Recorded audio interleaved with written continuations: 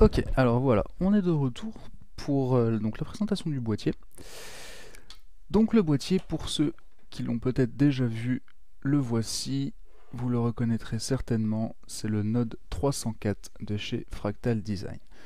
Donc comme vous pouvez le voir, c'est un petit boîtier format mini ITX qui est de forme cubique, on va dire, voilà, qui présente très bien, qui est sobre, qui est en acier avec une façade aussi en alu anodisé et qui, ma foi, bon après ça c'est les goûts et les couleurs, moi je le trouve vraiment très sexy et il est assez fonctionnel.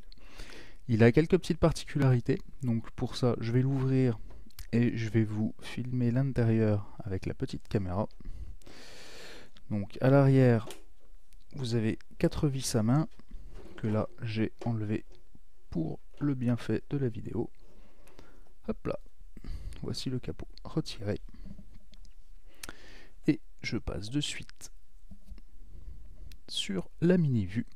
Donc voilà, donc là vous découvrez l'intérieur de ce boîtier, le Node 304 de chez Fractal Design. Donc comme vous pouvez voir, une disposition assez particulière, forcément c'est du mini ITX. Vous apercevez hop, donc à l'intérieur deux ventilateurs de 90 mm sur la façade avant, ici et ici. À l'arrière, donc là vous ne l'avez pas, mais d'origine il est fourni avec un ventilateur de 140 mm donc qui vient se placer ici sur la grille, enfin c'est dans l'autre sens, et qui est relativement silencieux et relativement de bonne facture. Il refroidit quand même assez bien pour un ventilateur de boîtier. Ces trois ventilateurs sont branchés d'origine sur un aérostat que vous voyez ici, avec un petit interrupteur qui est à l'arrière du boîtier. Voilà, ici même. Donc vous avez trois positions, 12 volts, 7 volts et 5 volts. Et comme je vous le disais, donc là vous l'apercevez, j'ai été obligé de trafiquer un petit peu ce boîtier pour intégrer notamment le système de refroidissement de chez NZXT, Liquid Water Cooling X40. C'est-à-dire que j'ai dû repercer 4 trous ici, ici, voilà. Afin de pouvoir déplacer légèrement le radiateur, car celui-ci venait taper sinon sur la carte graphique et sur les plots de soutien du rhéostat à l'arrière. Donc vous le voyez aussi ici, vous avez une aération prévue pour une arrivée d'air frais pour l'alimentation, donc qui viendra de manière perpendiculaire au boîtier, avec le câble d'alimentation ici. La façade avant, quant à elle, peut se détacher. Hop là. Hop. Une fois que vous enlevez les plots, vous découvrez la façade avant avec les filtres pour les ventilateurs que vous pouvez aussi enlever facilement afin de tout nettoyer. Donc un boîtier qui est plutôt bien conçu. Et avant de terminer sur le boîtier, je vais vous présenter la dernière particularité qui sont les cages de stockage des disques durs et SSD qui se présentent sous cette forme-ci.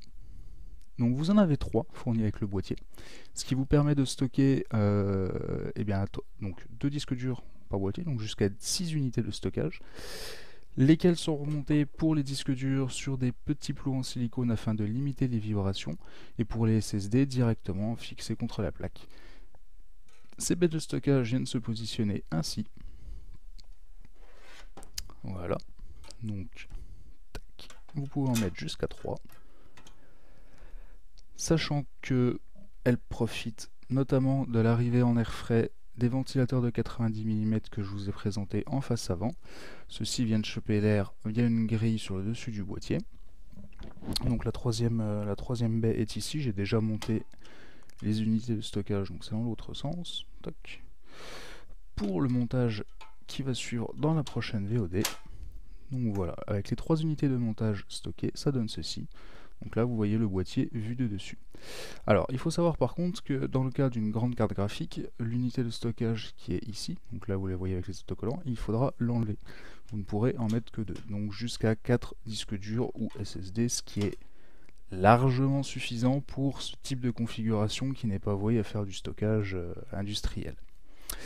On va passer rapidement sur le dessous du boîtier pour vous présenter donc l'aération pour l'alimentation dont je vous parlais, qui elle aussi est munie d'un filtre facilement enlevable, tac, histoire de nettoyer rapidement et d'éviter l'accumulation de poussière dans votre ordinateur.